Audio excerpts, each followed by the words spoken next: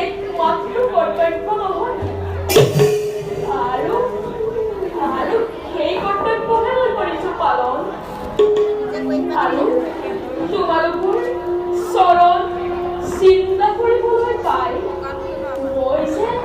কিমান আনন্দ লাভ কৰোঁ তোমালোকক মই বুজাব নোৱাৰো পিতা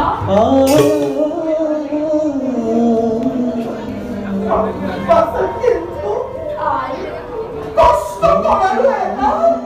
সীমা আছে তই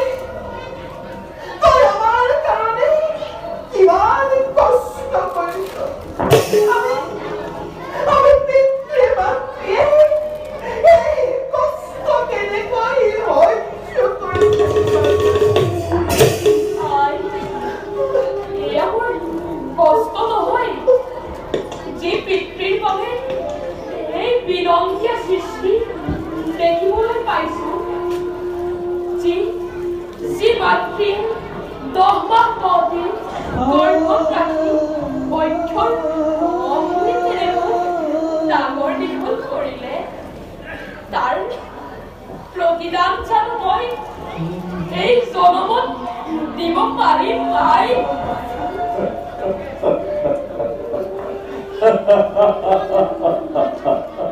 বাছা তই বৰ ডাঙৰ ডাঙৰ কথা ক'বলৈ ল'লিও বাছা তোক জীৱনেই শিকাইছে যি বয়সত তোৰ কবনীয়াই হাঁহি ধেমালি আনন্দ কৰি জীৱন নিৰ্বাহ কৰিছে এই সময়ত তই আমাৰ বাবে দুখ কষ্ট কৰি জীৱন নিৰ্বাহ কৰিব লগা হৈছে বাছা কেতিয়াবা অনবৰে কেতিয়াবা অনিদ্ৰাৰে ৰ'দে বৰষুণে জাৰে জাগে তই আমাৰ বাবে কিমান কষ্ট কৰিছ বাছা তই আমাক কিয় জীয়াই ৰাখিছ তুমি তেনেকৈ কিয় কৈছা পিতা তোমালোক নহলে মই থাকিম কেনেকৈ যেতিয়া তোমাৰ মুখৰ পৰা শুনো আশা বুলি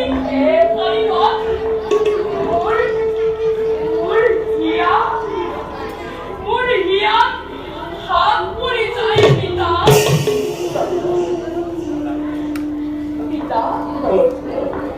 এতিয়া বলা যাওঁ আমি নিজ আশ্ৰমলৈ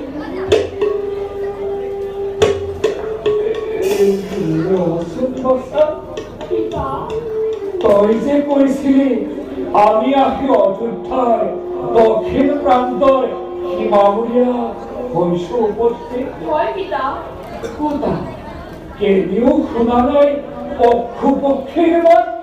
নামি আহিলে কি সন্ধ্যা বেলা ধৰাৰ বুকুলে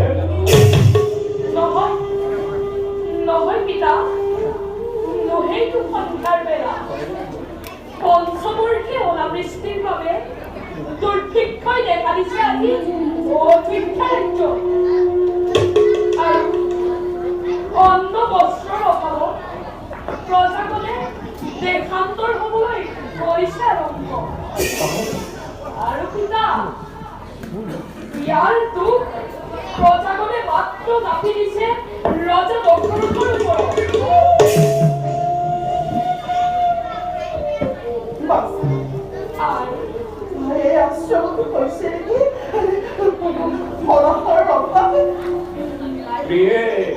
মোৰ শ্ৰীফলাশ্ৰমতে খোৱা নাই ফল মূলৰ অভাৱ কিন্তু মনত লাগিছে বেটাৰ আজি ৰজা দশৰথৰ বাবে শান্তি প্ৰিয় অযোধ্যাৰ গদাই ভুঞ্জিছে নিকাৰ ঠিক দশৰথে ঠিক কৰিল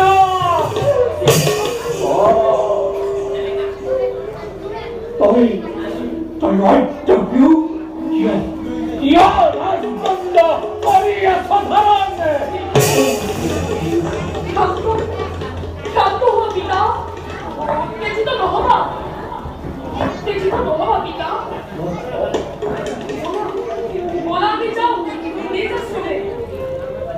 মোৰ বাচা মোৰ প্ৰিয়